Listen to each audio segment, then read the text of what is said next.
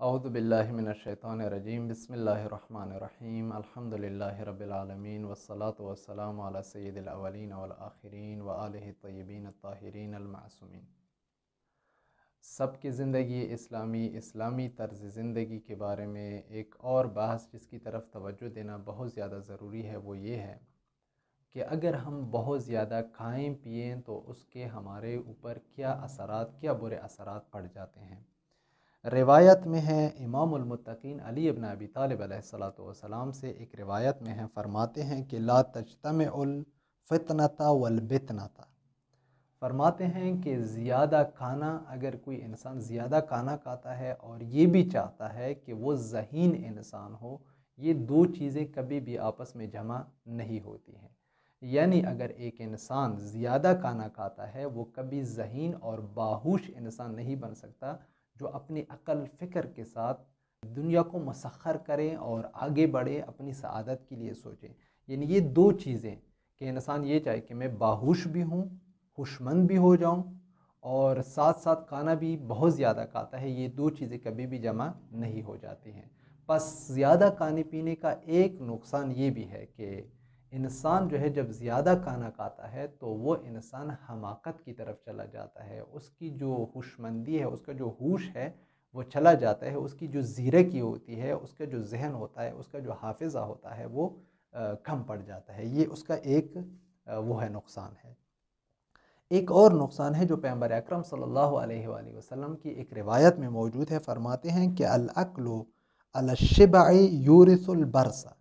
फरमाते हैं कि जो लोग भरे पेट, यानी उसका पेट भरा है लेकिन फिर भी खाना खाता है, ये लोग जो है इसके ऊपर अगर ऐसा कोई खाना खाए कि उसका पेट भरा है फिर भी खाना खाए, इस इंसान को बर्स की बीमारी लग जाती है। बर्स की बीमारी वो बीमारी है जिसकी वजह से इंसान के जिस्म पर सफ़ेद धब्बे पड़ जाते हैं और पूरे जिस्म पे फैल जाते हैं, जो इंसान को बहुत ज़्यादा फिर बुरा भी लग जाता है। बिलखुसूस ख़वातीन के लिए बहुत ज़्यादा नुकसानदेह है। इसी तरह मर्द भी जो है जब बाहर आ जाते हैं, उसके चेहरे पे सफ़ेदी होती है, सफ़ेद दाग होते हैं, उस वजह से इंसान बहुत बुरा लग जाता है। ये क्यों हो जाता है? ये इस वजह से, उसकी एक इल्लत ये है, मुख्तलिफ़ इल्ल और असबाब रिवायात में ज़िक्र की गई है, उसकी एक इल्लत ये है कि जो लोग भरे पेट, यानी उसका पेट जो है वो भरा है लेकिन फिर भी खाना खाते हैं, इस वजह से ये बीमारी उनको लग जाती है। और इसके अलावा जो है, जो दूसरी चीज़ें हैं वो ये है कि हम खानों में ऐसी चीज़ें खाएं कि जिसका खाना हमारे लिए, यानी असल वो चीज़ दुरुस्त नहीं है, यानी वो चीज़ ठीक नहीं है। जो चीज़ हम खा लेते हैं ये भी इसराफ में आता है कि वो चीज़ असलन ठीक नहीं है। मसलन जो लोग ज़्यादा बर्गर खाते हैं, मसलन हॉट डॉग खाते हैं, पिज़्ज़ा खाते हैं, कोल्ड ड्रिंक्स पीते हैं, जो नए नए खाने हैं, रंग बरंगे खाने, जिसके अंदर का कोई इल्म नहीं है कि उसमें क्या डालते हैं क्या नहीं डालते हैं, उसमें क्या चीज़ें होती हैं, फ़ास्ट फूड जितने भी है, उसकी वजह से इंसान के जिस्म पे जो बुरे असरात पड़ जाते हैं। और वो फिर इस तरह नहीं खाते हैं। मसलन जो बर्गर होते हैं, बर्गर के ऊपर जो रोटी टाइप की जो चीज़ होती है, वो जब इंसान खा लेता है, उसकी वजह से आप समझिए कि आप एक इंसान के मैदे को हवा से भर देते हैं। यानी उसकी कोई हैसियत नहीं है कि वो आपके जिस्म में खून पैदा करे, आपके हड्डियों को कोई फ़ायदा पहुंचाए, आपके रगों को कोई फ़ायदा पहुंचाए, आपके पट्टों को कोई फ़ायदा पहुंचाए, आपके मग़ज़ को कोई फ़ायदा पहुंचाए, आपकी आंखों को कोई फ़ायदा पहुंचाए, आपके कानों को कोई फ़ायदा पहुंचाए, आपकी किसी चीज़ को वो नुकसान के अलावा कोई और कुछ नहीं पहुंचा सकता। वो जो नुकसान है, नुकसान ही नुकसान है उसमें, यानी हर तरफ से आप देखिए उसमें नुकसान मौजूद है। इसी वजह से जो लोग ज़्यादा फ़ास्ट फूड्स का इस्तेमाल करते हैं उसमें उनमें खून की कमी का, तिलेसेमिया का जो मरज़ है वो उसमें पैदा हो जाता है। बिलखुसूस वो ख़वातीन जो ये चीज़ें खाती हैं, जब ये ख़वातीन हामिला हो जाती हैं, इनके पेट पे जब बच्चा आता है, तो उस वजह से फिर इनमें कम खूनी के मसाइल पैदा हो जाते हैं, उनकी खून की कमी पैदा हो जाती हैं और फिर जाती हैं वहाँ से जो खून की कमी की जो गोलियाँ हैं फिर वो इस्तेमाल करते हैं। वो गोलियाँ जो है वो भी फिर मैदे के लिए मुज़िर है, और यहाँ से उनकी खून की कमी भी है, खून की कमी खुद खातून के लिए भी मुज़िर है और जो बच्चा उसके पेट में है उसके लिए भी मुज़िर है। यानी उसको सही तरीके से ग़ज़ा और खाना नहीं मिलेगा। जब माँ में कमी है, माँ के सेहत में कमी है, नक़्स है, तो उसका बच्चा भी फिर नाक़िस पैदा हो जाएगा। इसी वजह से जिस चीज़ को हम खाना चाहते हैं اس کو ایسی چیز کھائیں جو خالص چیز ہو، پاک چیز ہو، اور ایسی طبیعی اور نیچرل چیز ہو جس کی وجہ سے ہماری صحت بن جائے، اور وہ بھی اس حد میں کھائیں کہ اس ہماری بھوک باقی ہو اسی وقت چھوڑیں، یعنی زیادہ نہ کھائیں۔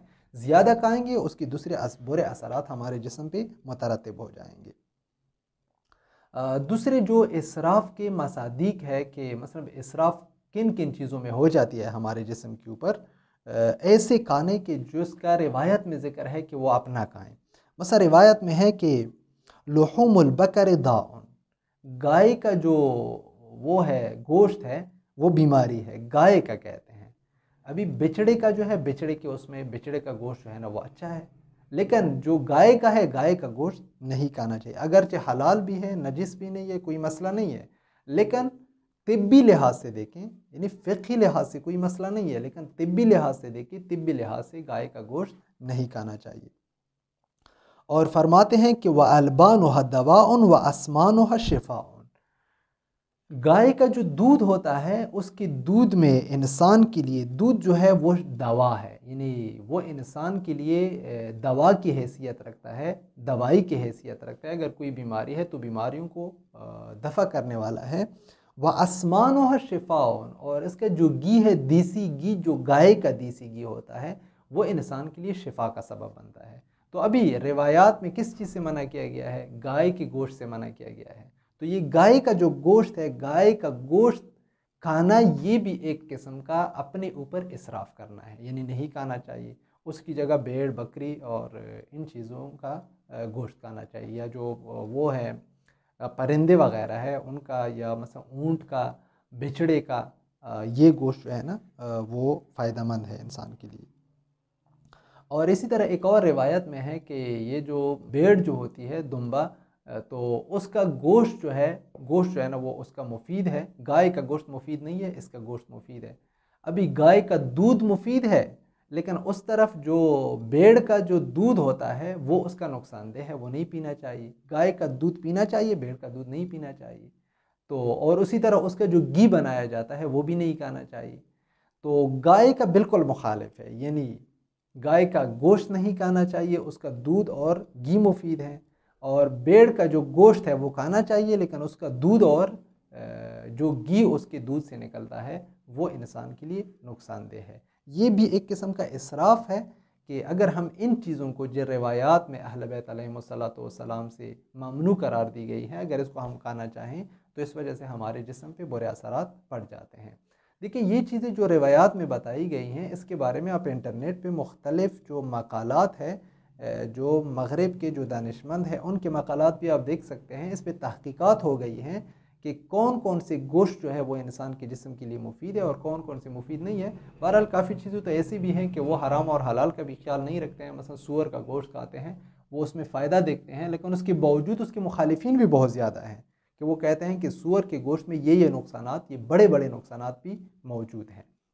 لہٰذا ایسی چیزیں جو روایات میں پیغمبر اکرم صلی اللہ علیہ وآلہ وسلم اور ائمہ اطہار نے ممنوع قرار دی ہیں، یہ طبی لحاظ سے ممنوع ہے۔ ابھی فقہی لحاظ سے میں نہیں کہتا ہوں، فقہی لحاظ سے ممکن ہے وہی چیزیں حلال ہو اور اس کے کھانے میں کوئی مسئلہ نہ ہو، حلال ہی نہیں جائز ہے، لیکن ہر جائز کام کا کرنا ضروری نہیں ہوتا ہے۔ اسی وجہ سے کوشش کرنی چاہیے انسان کے لیے کہ وہ ایسی چیزوں کو کھائیں، ایسی چیزوں کو اور کھانوں کو کھائیں جو انسان کی صحت اور سلامتی کے لیے مفید ہوں۔ والسلام علیکم ورحمۃ اللہ وبرکاتہ۔